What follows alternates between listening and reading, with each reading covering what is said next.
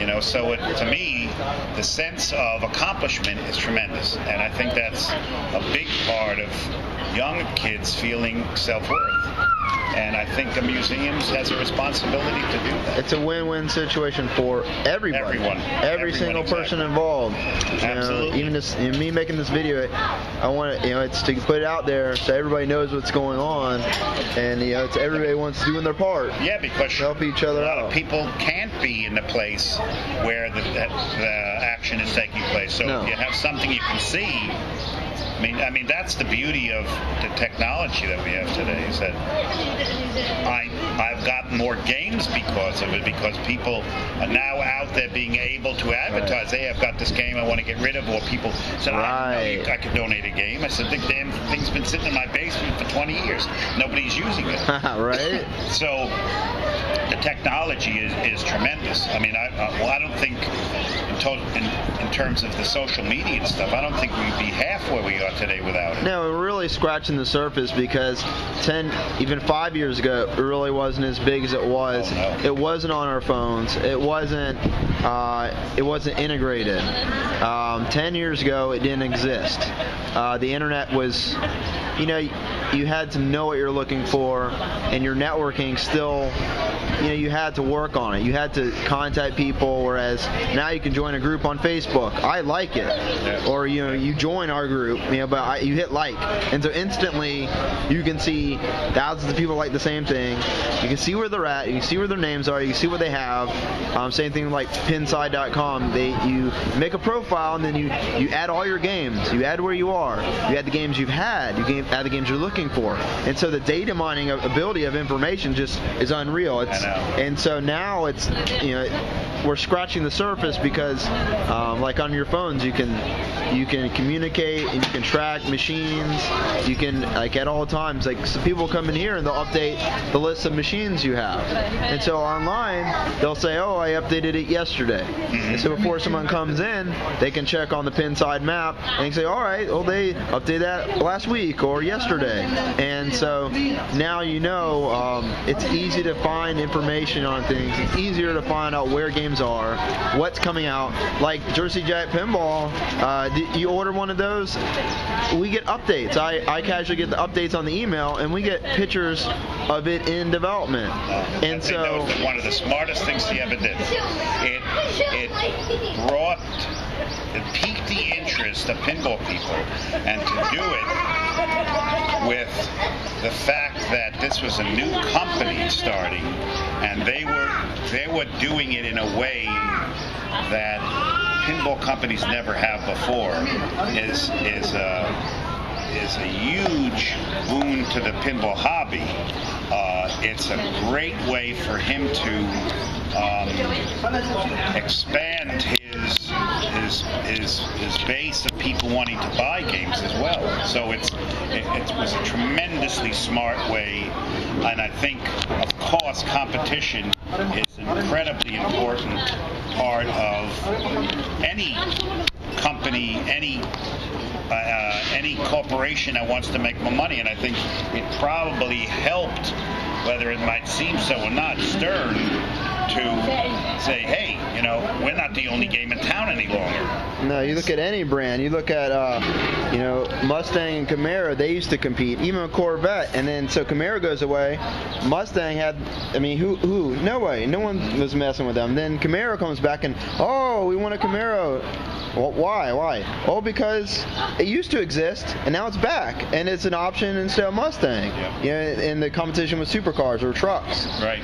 With any hobby, any device. You can't have. And it's also, the fact that John Papaduke is making these kind of boutique pinball games. Right. Again, stimulates the interest of people who are pinball nuts like myself. See, hey, what is he going to produce? And they're special because they're limited edition. And what does Stern want to do? From now on, limited edition. Because the collectors, the collectors are the ones that matter more and more, and the collector operators, because you're not if you were to be called any kind of operator, you'd be a collector operator. I'm a collector operator. I was just at Flippers in Grandie, North Carolina. David Shields there. He's a collector operator. He's an operator for his work. That's what he does for a living. Right. But his passion is that project there. Flippers he's a collector operator there. And so now, if you look at the machines, there's more and more collector operator machines out there for people to play. Yep. They're not there for the profit. They're there for the play. So if you look at it, when you look at Stern and Gary says, well, most of the games are going on route. That's weaning, because collector operators are putting machines out on route, in museums, in their own types of facilities, and operators, as you've seen, they stop routing, or it slows down. It slows down because they still have the Williams games, the Gottlieb, they still have the Segas. They operate them, and then eventually they say, well, I'm going to put a gambling game in, or a shooting game, or a crane, or a driving. And so the operating turns to collector operator. So basically, you're selling machines to collectors no matter what. And so the people you should take the advice from, personally, my belief is collectors, not operators. Operators know that they want a reliable game. Yeah, we do too.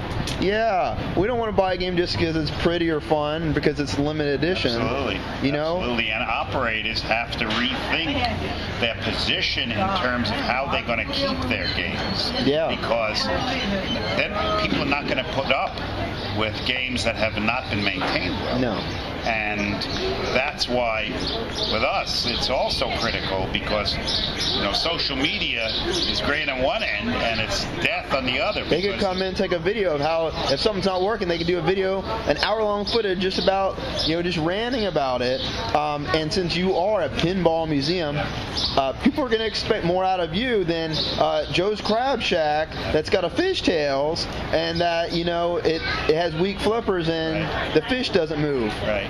We're going to give him slack because, it's relative location. And people rant more when things are crappy than praise when things are good. People take everything for granted. That's great. Yeah, that's right. And I know that from my landscape business as well. You want to keep a satisfied, happy customer.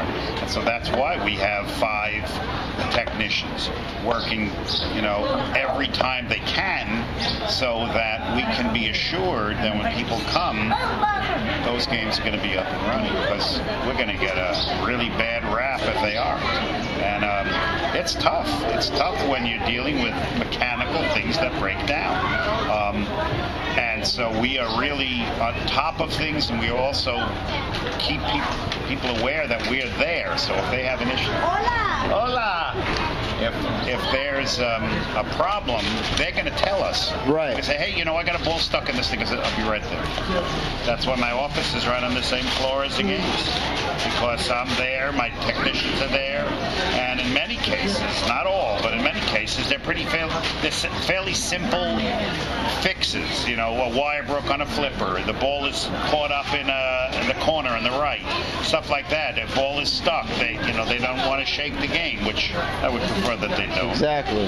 But it's just sitting up there, hovering, and I just give it a quick nudge and it falls down. So, no matter what, you're still a service business. You are trying to make your customers happy. And at Pinball, it means keeping the games running and in good service to order. I mean, the worst thing in the world for anybody is to see a dirty game. I mean, there's no reason for a dirty game. No, there isn't, and I see them all over this. I've gone up and down the coast playing machines, and some south of the border.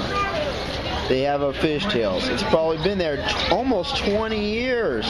It looks like it's been cleaned a few years ago, and I go by and just visit it, and every now and then it needs therapy, it needs love. I just want to take it from look, you have pinball on the sign. It says pinball, so you're advertising it.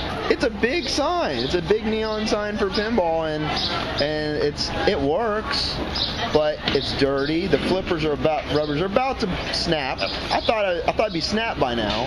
And the ratings, when you it used to be just word of mouth. 20 years ago, just word of mouth. Now it's let's just say Google, for instance. There's a few people I have working on my vehicle and things, and people I do business with in Jacksonville, Florida, and if they only have 5 reviews and a few of them are ones, it's a numbers game. Exactly. So people listen to this, go to Google Maps, look National Pinball Museum up and rate it. It's all about you want to read more experiences, and you want to read that the last person was there yesterday as opposed to a year ago. And the Facebook is you hit the like, but all these other websites like Google Maps is huge. It's on so many people's phones. That's how I navigate. And so when you look up any location like in National Pinball Museum or Flippers, you look them up and you want to give them a review.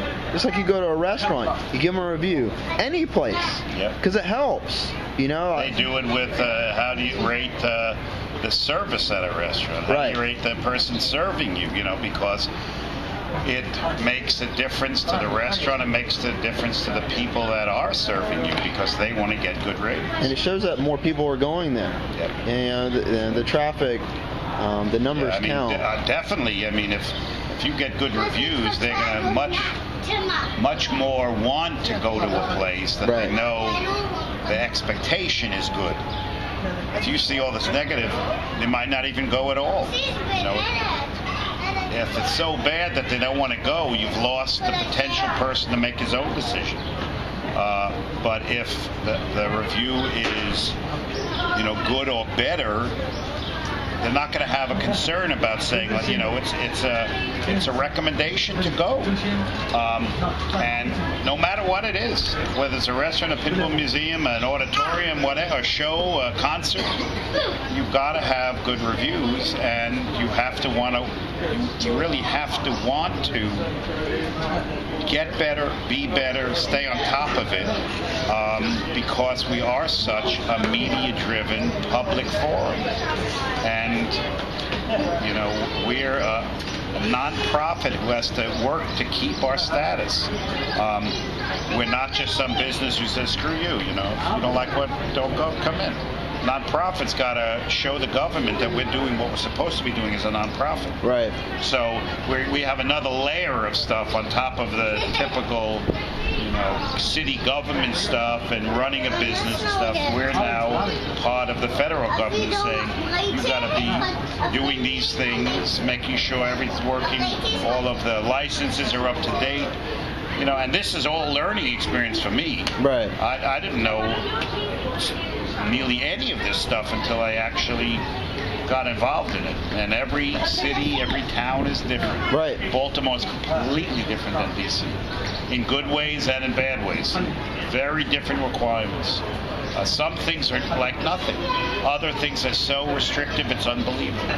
We're still trying to put this 4-foot ball outside in the building. Yes. And we're still working at it. So you got to I miss it. I remember that. That's the first thing you see many times at the previous location. Right. When you walked in, there it was with the flippers.